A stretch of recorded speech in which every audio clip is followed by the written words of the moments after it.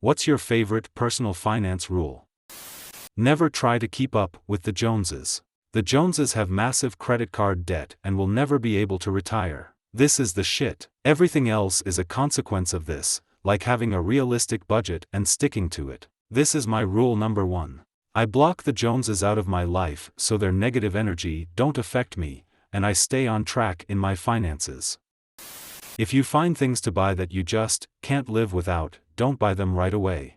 Put them on a list. Revisit your list in a couple of months and see if you still want those things so badly. This has saved me a lot of bucks over time. Oh yeah, if I want a game it goes on my wish list. If I still want it when it goes on sale, I buy it. I got enough to play today, I can wait for it to go on sale. And if that game doesn't, another I want will. Oh, I like this. I'm good with saving and decent with investing. It's my impulse spending habits that get me. Consistently live below your means and save/invest the difference. When you get a better paying job/other means of income, avoid lifestyle inflation. 100% this. I still live like I do in my early 20s, aka broke as f***. LOL. I have all of our monthly bills on auto pay. I don't care how much cheaper things on sale are. If I didn't think of buying it before sale, I won't buy it now that is on sale. LOL. I can relate to this so much. If I didn't intend on buying this, I don't care if it's 50% off. If I need something, I'll go and buy it, without a sale. Overall, this saves me money. This is what got me about pennies getting into trouble by inflating the savings on sale items. If I'm willing to buy that dingus today at the sale price of $5, I don't care if the previous price was $10 or $2. People who buy because they think they are getting a great deal rather than because they are willing to pay the asking price for the item are missing something in the logic department. I feel called out. I tend to buy things on sale all the time. How do you actually avoid this urge? Easily. I might have that advantage of hating shopping in general. Avoid it at all cost. Can't stand crowds in shopping malls. Don't own TV. So no commercials there, using adblock on internet.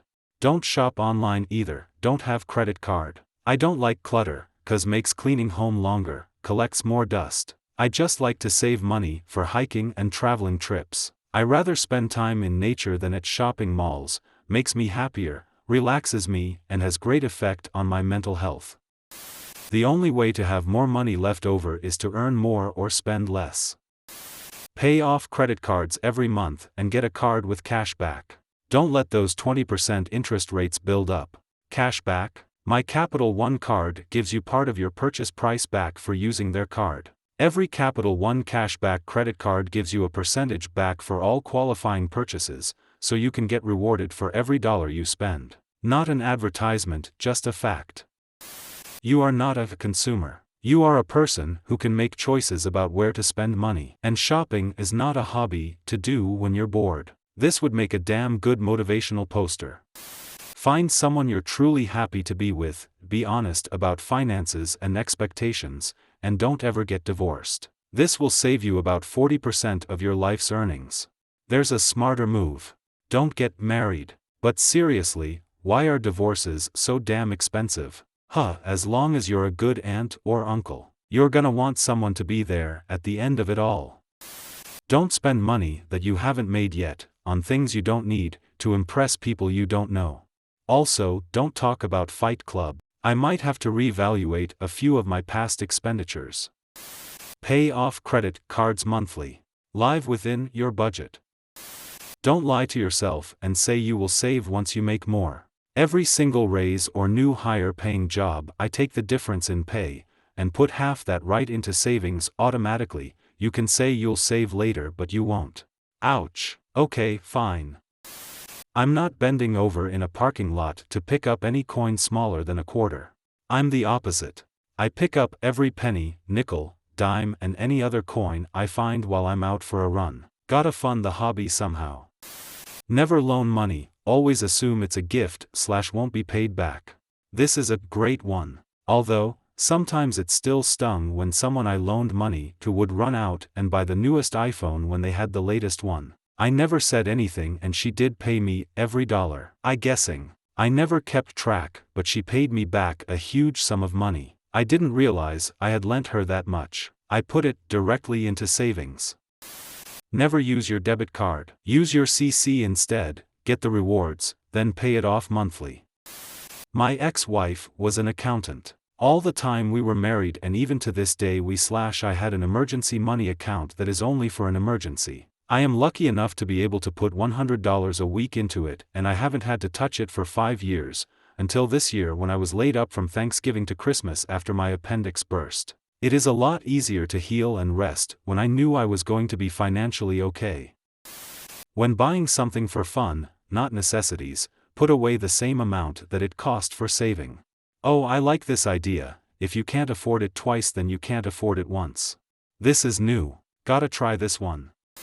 Pay your bills, pay your savings, then pay for luxuries. Keep a separate savings account for investments and retirement savings from your savings account for vacations and expensive toys. Initial cost plus maintenance / upkeep / total expected time in use equals true cost quotient. I once spent $70,000 on a car that I only drove 500 miles. It basically cost $140 per mile, which I would not have blown had I known in advance.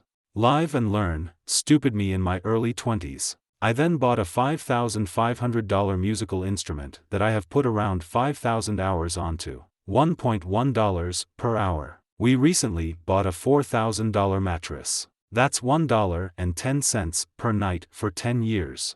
You can factor in cost avoidance if you feel confident in estimating it, such as medical bills stemming from bad posture during sleep. Make big financial decisions with this in mind and it'll help you filter out bad ones. Emergency fund should be the absolute first financial goal. Work out how much you would need to keep yourself going for 6 months if you lost your job tomorrow. Once done, place it in a separate bank account so you won't be tempted to spend it. People say this all the time, but I disagree. I wouldn't put a dime into savings until my high-interest debt is paid off. Regardless of your debt, everybody needs $2,000 €/pound etc. of safety. Imagine your debt is paid but your car breaks down, you lose a job, you fall ill, or your home needs repaired.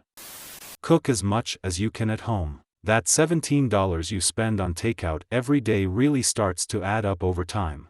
Same goes for making your own coffee versus getting it at a coffee shop. Absolutely, and being okay with food not being amazing or perfect for every meal. I eat ramen, peanut butter and jelly sandwiches, bean and rice bowls and cold cereal a lot because it saves money, and when I do eat takeout or at a restaurant, not only is the experience more special but I have saved up so much money that I can splurge a little bit. It's all about delayed gratification. This, just as easily to cool extra the night before and take it as lunch or just make a sandwich. It's astounding to me how much I would see guys spend every day at lunch and then complain about always being broke. If I had $2,100 in my account, I wouldn't go under $2,000. Keep in mind my bills would already be paid. I would go to the store and see something I wanted, $56, I would buy it. Now a couple days later, if I went to the store and wanted to buy something say $60, I would tell myself no. I'd either have to wait until I got paid again or just not get it. Of course, there were exceptions, like groceries or gas. This self-impulse control has led to me now having a very decent savings and I still have nice things.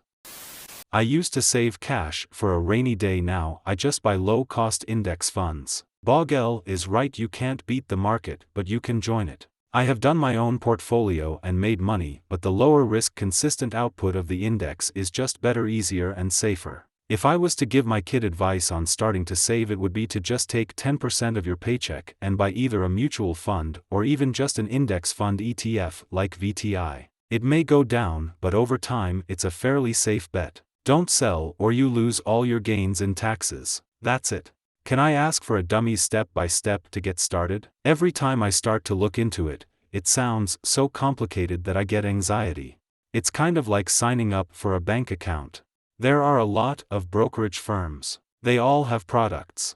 The big ones have low-fee indexes. You can look into the ones you want, then you just open an account, attach it to your bank account and you can transfer back and forth. I can't really offer any specifics because everyone is different, but investing is a good thing to start at any point.